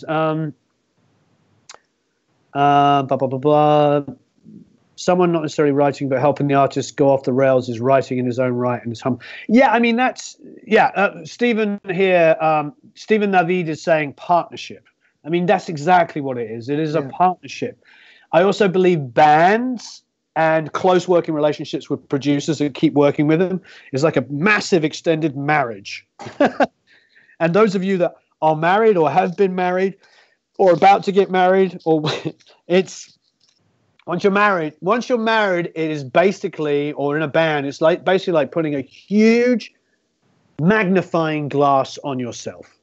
When you live on your own, or you're just dating or whatever, or you're a solo musician, you get to walk around telling people the way it is and living out your stuff. As soon as you get in a room with a bunch of other people that are also other creatives, whether it be producers, engineers, and other musicians, wow, that magnifying glass is on you. And you're like, every decision you make is being questioned, is being pushed back on, is being debated. And it not always openly, but musically. So you play your guitar part, somebody might not say anything, but they're just like, they might play something off it, which makes you change your part, and before you know it. And I've been in those situations. I remember making the second Frey record, and there's a song, Don't Let Me Go. Don't. That song is Never Say Never. Isaac started singing Dave's guitar melody. Down, down, down, down, down, down. And that became the melody. And the song's a hit song. It downloaded 4 million copies or whatever. The point is like, there's collaboration. They had a song that wasn't finalized in the chorus, and then the guitar player comes up with a really cool hook. 5 minutes later, the lead singer is singing the guitar line, and that is collaboration. That's the great thing. Yeah. Somebody's saying these days they give writing credit to everyone touched a fader on pop track. I don't know if it's quite right, but I know what you're saying. Producers in pop music do take writing credit quite often, but then they're also building the tracks, so they might actually write the bed music and then they write songs over it. But it's one of those things, Okay, Beagle questions. What preamps have they used on Sgt. Pepper's? V72s, maybe? Could you ask? Was it all V72s? Preamps? Are you talking about preamps that were in the console? Yeah. What was it by that period? Was it the TG? No, it was still the Red console. They were Red 47 preamps that were in the Red 51 console. And they had like a ridiculous number of these things. There's like that console had, I want to say it had 41 preamps in it. Wow. So they always would joke that you could like keep your meal warm on top of the console because it ran so hot. Wow. Yeah, that's amazing. And so 8-track began on the Wire album, and then obviously the whole of Abbey Road, was that still 8, or were they at the beginning of 16? They never worked in 16-track. It never worked in 16-track. Wow. Everything was done at the most tracks the Beatles ever worked on native was 8-track. Wow. Yeah. That's crazy. So Abbey Road is like that. Carry on. Well, I was going to say, and now on Abbey Road, because we haven't the 3M 8-track is still only a 1-inch tape, just like the Studer. Right. So now, right. I've got 8 tracks, but I've reduced my tape saturation in half. So they couldn't do the tape to tape reductions. They were doing more internal tape reductions than they were anything else, because they couldn't risk the quality loss that they would get, which they weren't dealing with the Studers. With the Studers, they could go 3 generations, and they wouldn't get any appreciable increase in the noise floor, the tape hiss. But with the 3M, it was an issue. Crosstalk between channels, things you're probably aware of working with multi-track machines. Yep. And now you get up to 24-track on 2 inches, and oh my gosh. It becomes a real issue. You have to be real strategic when you'll recall, I'm sure, when you're working in 2-inch 24-track, you had to really think about where I'm placing my instruments because of crosstalk issues when it came time to mix. And but back to the Beatles, 8-track was the most they ever worked with. Stephen's saying 4 and 8 tracks is on the spot commitment, something that's lost in today's music. Yeah, I do agree. I think I agree that having limitations also increases creativity. I really do. It definitely increases focus. That's the biggest thing that it increases, and it's something that when people are asking about production, how to work with artists and stuff like that. That's the number one thing, is like maintaining focus. How do you get your artist, to maintain that focus? And if they've grown up, here's an example I use.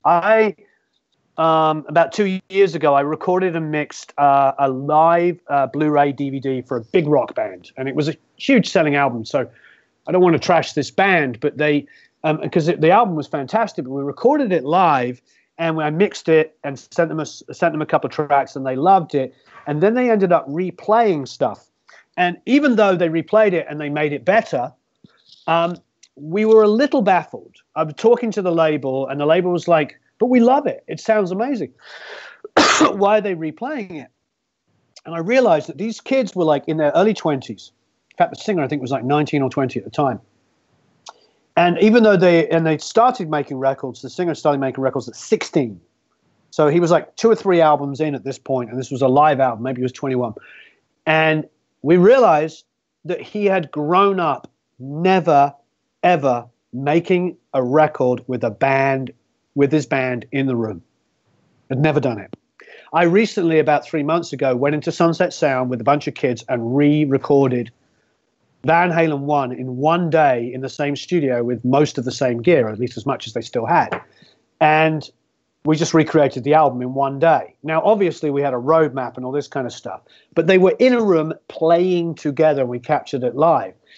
And that is still, even with overdubs and the ability of having a whopping 8 tracks, they still had to do a lot of stuff live because they couldn't do like the drums, then the bass. And so my defense is of some of the younger bands is they've never experienced that. So they just assume that's what you have to do, that you have to go in there and replay things and retime them and fix them because it's a different experience now. So I sort of feel like I have to come to the defense of younger bands because it's up to us to help educate and help those kind of performances, get them in the room and get them playing together. However, then we come back to another discussion is like the death of the traditional recording studio means that you can't really do that. And so many people are sitting with a Focusrite or an Audient 2 input, which is fantastic. And, and they don't have the luxury of being able to record a full live band at once, So I think again, it comes back to what we talked about right at the beginning. It's all about genre specific. If I'm working with a jazz band or I'm working with a band that wants to do Beatles style stuff, then get in a room and play together and work off each other, Stefano says too many options and looking for perfection is procrastination. Yeah, that's very true. Yeah, non-destructive recording can be very destructive to creativity. Right. When we first started, we would always work in Pro Tools in destructive. You always see that D, and we didn't even know. We just used to think it was like a tape. So great. We would record a guitar part, and then we would like punch in to the guitar part, and we'd end up with one take. And even when we weren't in destructive, when I first started working with like Dave Jordan and Brian Colstrom in the late 90s, when I was playing sessions and playing guitar, when they punched me in, they would punch in with that function where it would put the fades in automatically. So they'd end up with a guitar take just on one track and just punch in, and just go and treat it like tape. Nobody was originally thinking with Pro Tools in quite the same level. What we would do that we used the editing for was like choosing drum takes. I mean, we like this verse, we'll put this drum fill in. Mm-hmm, and then we would like go, we like this chorus, we'll put this in, but we like that drum fill. It wasn't like, that was just crazy talk. Why would you do that? That's crazy. Yeah, now, I'm still so stupid. I treat it like tape. I mean, Pro Tools in my hands is a tape machine without a rewind or a fast forward function. A lot of those wonderful, gigantic benefits that you can get that might cause procrastination. Yeah, they're lost on me. I treat it like a tape machine that I don't have to align the heads on. Right. So absolutely. I just I'm very, very cognizant of something though. I don't want to come across like the old guy, that's kind of thinks that there was a right way to do things and that's the way it is. Because I don't actually believe that. I think that we're in this. Because one of the things that constantly comes up, and maybe this is where we can get into with the Beatles, is the fact that they did do a lot of fixing. They just did it in a different way. And the fixing was punching in. The fixing was, slowing tape down to get the part right. I know with Dave Gilmour and Pink Floyd, one of my favorite bands, top 2 or 3, depending on what day it is. One of my favorite bands would slow the tape down so Dave could get the high notes. Everybody's like auto-tune. Well, you know what? We used to do the same thing. If you could only get there, but you need to get there. They'd slow the tape down and you would hit the note and then they'd speed the tape back up again. Yeah. People have always fixed disco. They used to sit there and they'd measure with a tape. They'd take the kick and the snare and they'd find out what the distance is supposed to be at that tempo and they would China graph, mark, greased pencil, mark, zip, zip, zip, zip, zip, find the transients on the kick drum, mark it with a white pencil, and then come back and measure them, and then make them all exactly the same distance away. And it just took a long time for you to get a bomb, bomb, bomb, bomb, bomb, bomb, bomb. We've always done these things. Jack Douglas will tell you from the early 70s, late 60s and early 70s, being in the record players, Shelly Yackers, all these guys will tell you they did every trick in their book they could to get best drum sounds, to get the best vocal performances. They've always done these things. It's just now it's easier. Yeah, absolutely. So we just have to take stock of it, Yeah, I don't think there's, as you were saying earlier, there's no right or wrong about any of this. I think the point is to do the best work you can with the tools at hand to make the best music you can. That's what all these guys have always been doing. From when they were singing into a can to nowadays when you're able to do a lot of really wonderful things, at home studios. It's always doing the best you can with the tools at hand. The Beatles were never satisfied with their tools. If they could have gone to 16 track, they would have been recording a 16 track. It just wasn't available to them. Just wasn't available to them. As soon as it was, were they still working on 8-track? No. Now, later, out of nostalgia and because he could, McCartney reacquired a lot of the old gear that they used, and then because the Beatles used this stuff, of course, there's a premium for anything that you can associate with Beatles recordings or EMI recordings.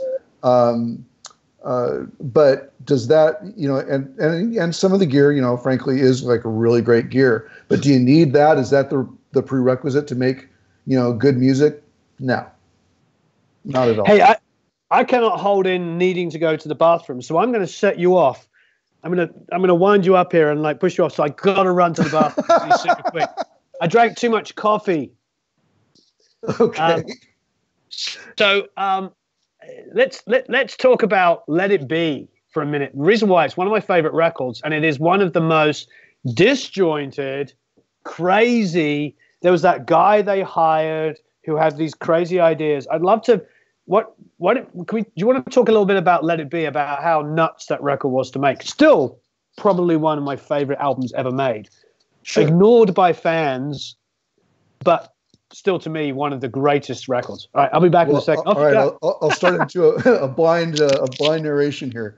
So for you guys that don't know, the Beatles were obligated to make a film, and they decided a documentary would be a great thing to do, and they wanted to document the idea that Paul had was that they would document the rehearsal of a new album, and then they would perform the album live, and that would be the film. It would be the preparation for the recordings, and then a live concert of them doing it. So that was the genesis of Let It Be, or as it was originally known as Get Back sessions. I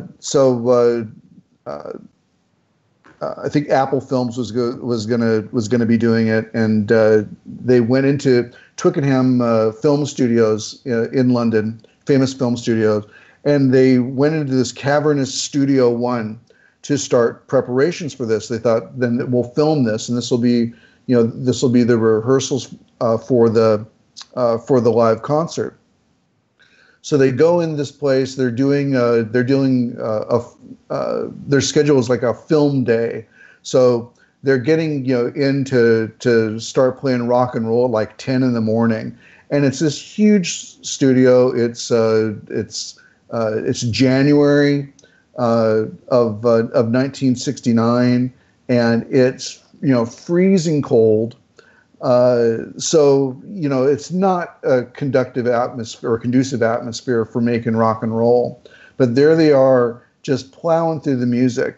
And what's really fascinating to me, one of the things really fascinating to me about Let It Be is, and it's exposed through, if any of you guys are able to get your hands on these bootlegs that are called the Niagara reels. And what they are is, it's the tape that they were recording the audio for the film on. And there's these little 2-track recorders called Niagara recorders that captured everything that the Beatles were doing. Welcome back. I'm talking about the Niagara reels. Awesome. So it captured everything that the band was recording every day. And what you learn from this is that, here's the Beatles. They're absolutely, the biggest band in the world. And they're going in starting at 10 in the morning. And in the course of a working day, these guys are playing 15 or 20 songs, and they're doing 120, 130 takes of these songs in one day. And that's day after day after day after day. They're playing the one after 909. They're playing it 35 times. They're playing Don't Let Me Down. They're playing it 26 times. Over and over and over again. Long and Winding Road, 28 times, and on and on and on. And they do this for, they do this for a couple of weeks at Twickenham Studios. This horrible atmosphere. It to me what it revealed was, and if you go back and look through the tape logs of the Beatles, you'll see there's lots of rehearsal takes that got taped over, but some of them still exist. The fact was this was a band that just worked on the songs. They worked hard on the songs, and they didn't just. Lennon's got a reputation of like, I want to get it over with, but what you learn from Let It Be is absolutely the opposite. Is that they had a work ethic. They knew that the more that they worked on these songs, the better the songs got, until they became so second nature that then they were granted this level of musicality that wouldn't have been there if they didn't just work their butts off on them. That's amazing. Hey, everybody, can you please like and share? We've got 169 people watching. If you could like and share, that would be really fantastic. Let's let the world know that we're talking. So that's great. So where did you get to? You talked about the guy at the start. Yep. Well, so we're in Twickenham now. Well, Twickenham's a disaster, and nothing good is coming out of it. They actually barely track anything at Twickenham, and no. Is there any of it that was used? No, only for the film. Only for the film. Oh wow! So only for the film. All of the work that you hear on the Let It Be album was done at Apple Studios at Savile Row, at 1 Savile Row. So this was a studio that the Beatles were building. It wasn't built yet. They had hired a guy named in their inner circle, a kid who was from Greece, and he had the nickname of Magic Alex. Right. And he sort of knew how to. He knew his way around a few transistors, but he certainly was no engineer and not a recording engineer. Well, he told the Beatles that the gear they were using at EMI was crap, and he could give them a 72-track system if they wanted it. Wow.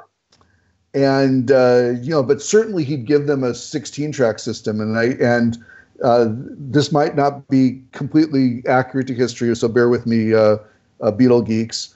But when they got to Apple Studios to see what he had done, he had a plywood board that had some beginnings of faders in it, and he decided that it was a good idea to have every channel of the board that he had built so far, and not very many of them, they all had an individual speaker. Wow. So if it was a 16-channel board, there were 16 speakers that will let you hear what was on each of the channels. And it was just, the proper engineers that came in to help them with the session from EMI, Glenn Johns being one of them, who later worked with the Stones, said they tried to record something from it, but, all they got was static and crap, and it was immediately evident that they were never going to make a recording on anything that Alex had built. So they were able to borrow 2 of the red consoles from EMI. They borrowed a 37 and a 51 from EMI Studios, brought those in, teamed those with the 3M 8-track, and they were off to the races. And recording the album at Savile Row at Apple Studios. Wow. So, because I always wonder what that whole story was, and I didn't realize that none of it got used, none of it whatsoever. No, in the film it did, but not none of the finished recordings were made at Twickenham. So the album is made. The album is comprised of performances that were the rooftop concert performance that they did. Some of those tracks made it to the album, and then they did another day of sessions for the work that needed piano, like Long and Winding Road and Let It Be. That was done after a day or two after the rooftop concert. at Apple Studios, but they set it up and filmed it nicely. And Two of Us, I think, was another one. Like the acoustic numbers and the numbers that required a piano, they recorded those after the live concert to fill out the album. Wow. The final track that the Beatles ever recorded was "For You Blue," and it was recorded. Yep. It was recorded at the end of in 1970, and they Lennon didn't participate on that session at all. It was just McCartney and Starr and Harrison that played on that, and they only recorded that song because they knew they were going to use the footage of George showing Ringo the song at Twickenham was going to make it into the film. And so it had to be on the soundtrack album, so they had to record the song. So here's a couple of tangent questions, but I think they're very interesting. Firstly, what was the delay effect in Lucy in the Sky with Diamonds? Well, Lucy in the Sky with Diamonds, depending on what version you're listening to. Talk about the vocals. It was if it's the effect that I think they're talking about, there's a slap back echo that they use. So it's a tape delay effect. You take the primary signal, it's carved off, it's sent to another tape machine, and that tape machine then given the placement of the record head and the playback head, that creates a delay, and you can recycle that signal, and that's what creates the slap back or loop. So basically, what would be the modern? You'd call it a feedback loop that you're creating, that you can create with it, and that's what that echo effect is. It's a tape-based one. They sent the main signal off to a mono machine, an EMI BTR2 machine that was equipped to create that tape effect and then feed it back into the red console. That's fantastic. And those were typically, all the slapbacks were typically recorded live. Those were printed live, like A Day in the Life. The vocal also has a slapback effect on it. That was recorded and printed as they were recording the vocals. Yep, I agree. I'm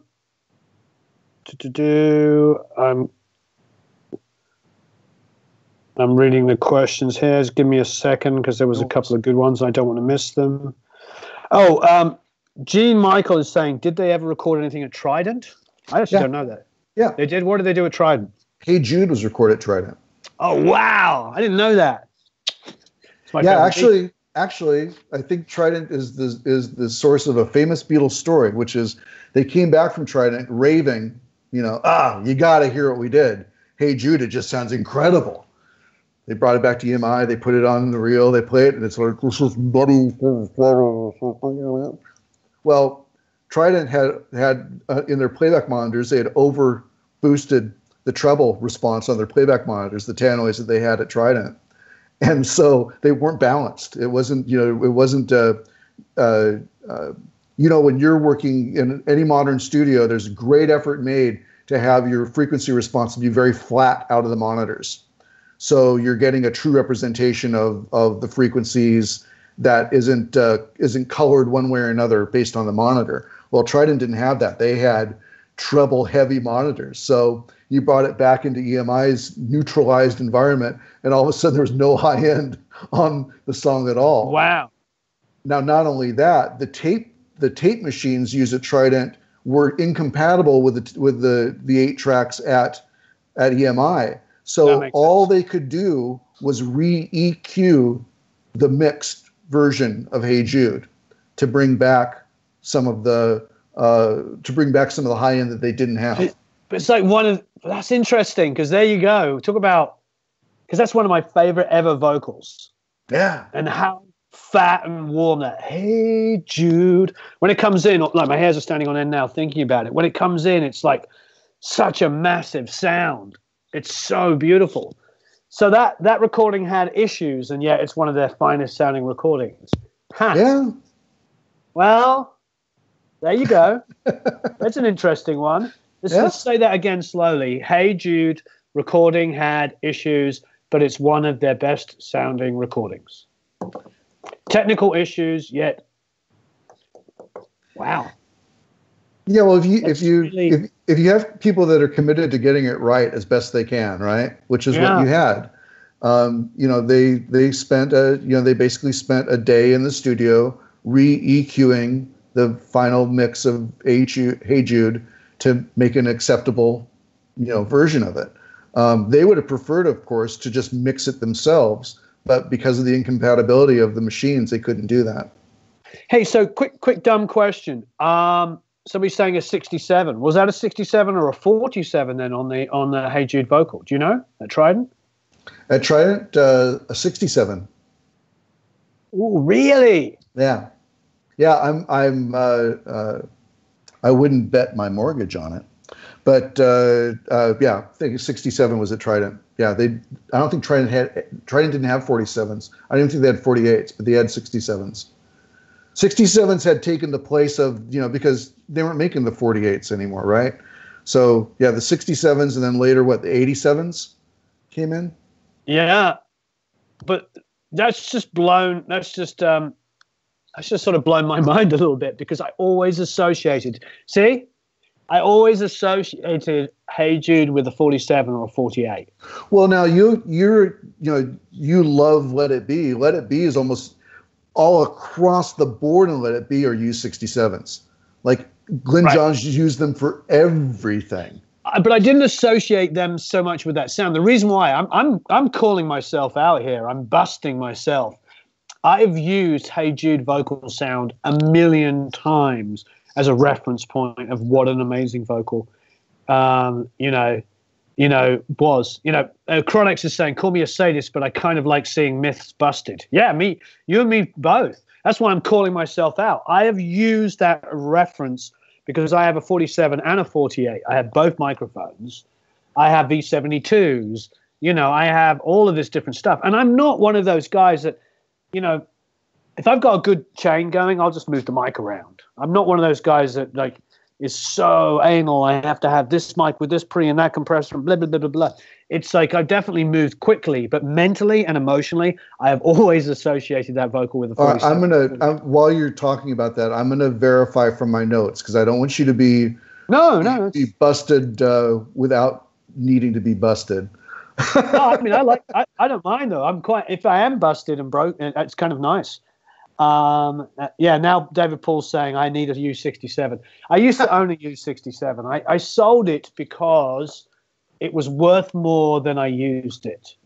It was one of those microphones that I bought super, super cheap and then sold it at such a massive profit. And I very rarely do that, but I didn't use it as much as I used other microphones. But now I'd probably keep it. But, when I was younger, you'd do things like that.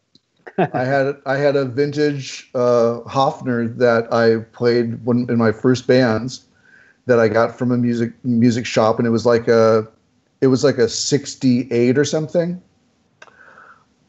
I traded it for like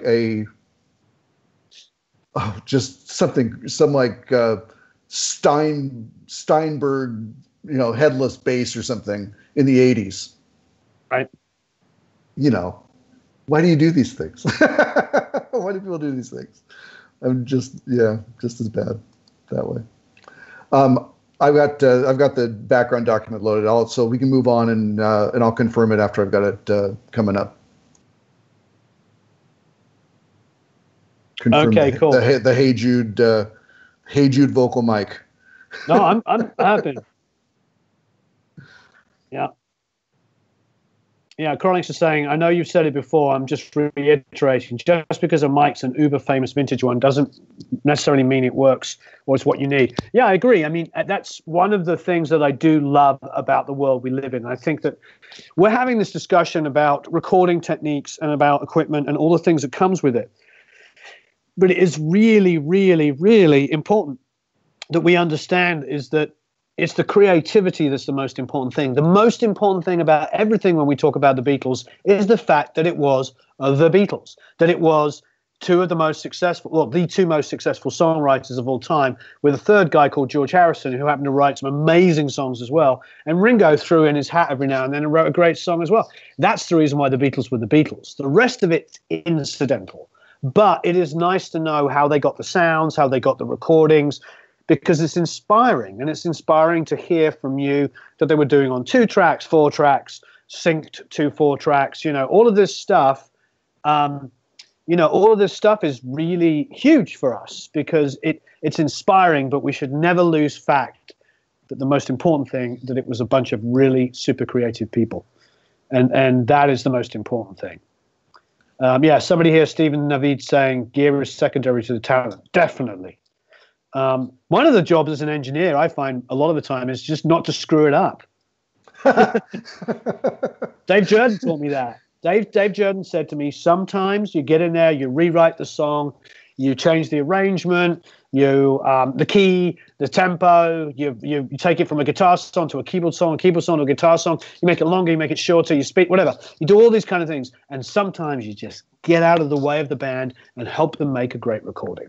And it's really, there's no one way to do anything. And I think in all of this conversation, we should always remember that the skill set is having many, many skills, is being able to walk into a room and assess what the band or the artist needs, as opposed to going, I only record to tape and I only record using 2 microphones, because that is a bunch of BS. Because if that's your thing, that's great. Then you've got like a very, very select amount of artists that can do that. Very interesting. By the time I'm sorry, Warren. Go ahead. No, you carry on. I was just going to say, when you bring that point, I don't record X, Y, this way or that way. That's actually something that got Glenn Johns fired from the Eagles. Right. Was he had his drum miking technique that he loved, and Don Henley wanted more out of his drums, and John said, "You don't need any more. I get it all with 3 mics. You don't need any more." And it was something that kind of set them against each other, because Henley was the client, and Henley had to hit records, and so even some of the greatest engineers and producers can get fired over, I'm not serving the client, I'm not helping the client get what they want. Now maybe like, go back and put yourself in Glenn John's shoes, throw up a dozen microphones and then end up only using 3 on the mix. Right. But, there's a way around it. Yeah, no, I agree entirely. And another thing I think with Glenn Johns, have you watched the Eagles documentary? It's absolutely fantastic. Yeah, I have. Yeah. And this is funny, for the British people watching. With the exception of a couple of things, we didn't really get the Eagles in England. It was like, especially like the early and the mid 70s, you can't hide your lion eyes. I mean, it was like, well, ooh, witchy one. We were like, what? We wanted like Zeppelin and Queen, and we wanted rock, and we wanted like, it all seemed so soft and wimpy to us. So we didn't really connect until like Hotel California and Joe Walsh came in, and suddenly there was edge, and we loved it. And then it started to translate. But a lot of the Eagles, back catalog didn't translate to Britain, and they weren't as successful. I mean, they sold millions and millions of records, but predominantly in America. They were huge in America. Yeah. In the same way, Queen are absolutely massive in all of the world and aren't as big in the US. They're big over here, but the rest of the world, massive. They sold more records than the Beatles in England, for instance. So it's interesting how things become regional. However, the reason why I mentioned the documentary, for those who haven't seen it, I highly recommend it. What is great about the documentary is it blew my mind again. So Chronix is talking about busting myths. Well, here's the myth. I thought the Eagles were a bunch of wimpy, Southern Californian kind of folky guys. You watch the documentary, guess who made them into that? Glenn Johns. They went to Glenn Johns and they're like, we're a rock band and we want the harmonies and we want to rock. And if you watch the documentary, both of them reiterated, the Eagles say it and Glenn Johns reaffirms it. He wanted them to be like soft rock, James Taylor, Linda Ronstadt, the Carpenters. He wanted that Southern Californian, laid back, summer sound. And he's like, that's what's going to sell you the records. And they're like, no. We came to England to work with you because we want Stones, we want Zeppelin, we want rock, we want the rock. And so there's me, another myth busted, thinking, oh, the Eagles were this bunch, this wimpy kind of Southern rock band. And it wasn't. It was the English guy making it into the Wimpy. So don't get me wrong. Glyn Johns is one of the finest producers and engineers that ever lived. And he's made some great rock records. But it's interesting how I associate that Southern California thing being uniquely Eagles, but actually the Eagles brought the rock and Glyn removed it. Okay, that's an oversimplification. But it's definitely worth the Eagles documentary is one of the best I've ever seen. Highly recommend it. One of the to stay on that point for just one more second. One of the eye openers for me on that was, that era of recording in the late 70s. I tended to think of, well, toward the end of their career, at the end when they were doing post Hotel California, the long run, working on that. I made the assumption that was an era of highly isolated recording that was going on. And what you learn from that documentary is this was still a band in a room playing these songs. They played a lot of the core tracks for their recordings were done as a live band, all in the same room, playing these parts all together, working out their arrangements all together, and recording it live. And that just blew me away. That really did. Because I had heard there was a Rolling Stone interview back in 1979 when they were doing the long run that talked about how they had spent a week in the studio just getting Don Henley kick drum sound down for Heartache Tonight. Just a week just on the